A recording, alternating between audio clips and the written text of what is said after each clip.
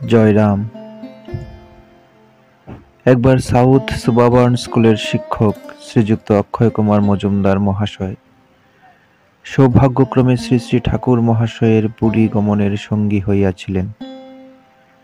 ঠাকুরের সহিত পুরী ধামে থাকাকালে একদিন অক্ষয়বাবুর আকাঙ্ক্ষা হয় তিনি শ্রী শ্রী জগন্নাথ দেবের সন্ধ্যারতি দর্শন করিবেন। অক্ষয়বাবু তাহার বাসনার কথা ঠাকুর মহাশয়ের কাছে নিবেদন করিলে ঠাকুর মহাশয় সম্মত হইয়া তাহাকে লইয়া সন্ধ্যার পূর্বে শ্রী শ্রী জগন্নাথ দেবের মন্দির দ্বারে পৌঁছিলেন। শ্রীমন্দিরের প্রধান ফটক সিংহদ্বার, যেখানে শ্রী গরুর স্তম্ভ প্রতিষ্ঠিত আছেন, সেইখানে ঠাকুর মহাশয় দাঁড়াইয়া অক্ষয়বাবুকে আরতি দর্শন করিতে শ্রীমন্দিরে পাঠাইয়া দিলেন। তখন সন্ধ্যা আরতি আরম্ভ হইয়া গিয়াছে। কাসর, ঘণ্টা এবং নানাবিধ বাদ্যযন্ত্রের সগম্ভীর ধ্বনিতে মন্দির প্রাঙ্গণ গম গম করিতেছে। সুগন্ধি ধূপ, কর্পূর, চন্দন, অগুরু ইত্যাদির সুগন্ধে চারিদিক আমোদিত। অক্ষয়বাবু আরতি দর্শন করিতে শ্রীমন্দির অভ্যন্তরে প্রবেশ করিলেন। জগন্নাথ দেবের সন্ধ্যা আরতি তখন নানা উপাচারে প্রায় 2-3 ঘণ্টা ব্যাপী চলিত। অক্ষয়বাবু শ্রীবিগ্রহ দর্শন ও প্রণাম করিয়া কিছুক্ষণ আরতি দর্শন করার পর ঠাকুর মহাশয় মন্দির দ্বারে একাকী আছেন বিবেচনা করিয়া সিংহদ্বার অভিমুখে ফিরিয়া আসিলেন। গরুর স্তম্ভের নিকট আসিয়া অক্ষয়বাবু দেখিতে পাইলেন ঠাকুর মহাশয় স্থিরভাবে স্তম্ভমূলে দণ্ডায়মান।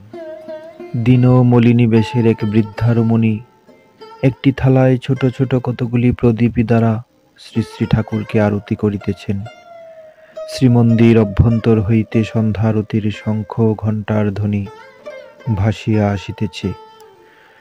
সিংহদ্বার প্রান্তে গরুর স্তম্ভের পাদদেশে একজন বৃদ্ধা প্রজ্বলিত প্রদীপে সজ্জিত থালাখানা 2 হস্তে দুলাইয়া নানা ভঙ্গিতে নানা মুদ্রায় তন্ময় অবস্থায় দণ্ডায়মান শ্রী শ্রীরাম ঠাকুরকে আরতি করিয়া চলিয়াছেন। শ্রী শ্রী ঠাকুর পলকহীন শূন্য দৃষ্টিতে প্রস্তর মূর্তিবৎ ধীর স্থিরভাবে দণ্ডায়মান। তিনি যেন ধ্যানস্থ এক বিগ্রহ মূর্তি।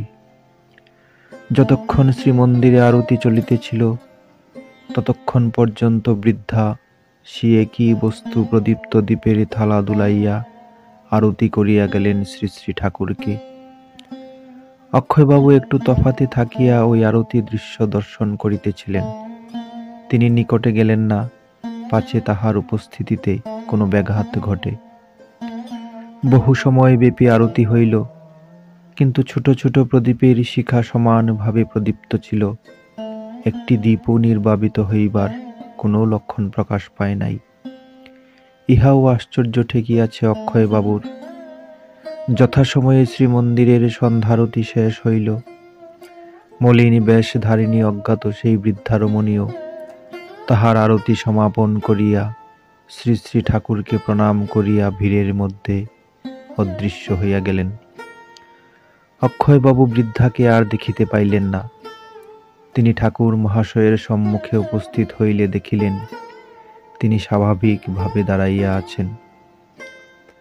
কৌতূহল বশে অক্ষয়বাবু ঠাকুর মহাশয়কে বৃদ্ধার আরতি করার কথা জিজ্ঞাসা করিলে ঠাকুর বলিলেন যে ভিড়ের মধ্যে হয়তো কেহ মন্দির অভ্যন্তরে প্রবেশ করিতে না পারিয়া বাহিরে দাঁড়াইয়া শ্রী জগন্নাথ দেবকে আরতি করিয়াছেন, তাহাকে কেহ আরতি করেন নাই।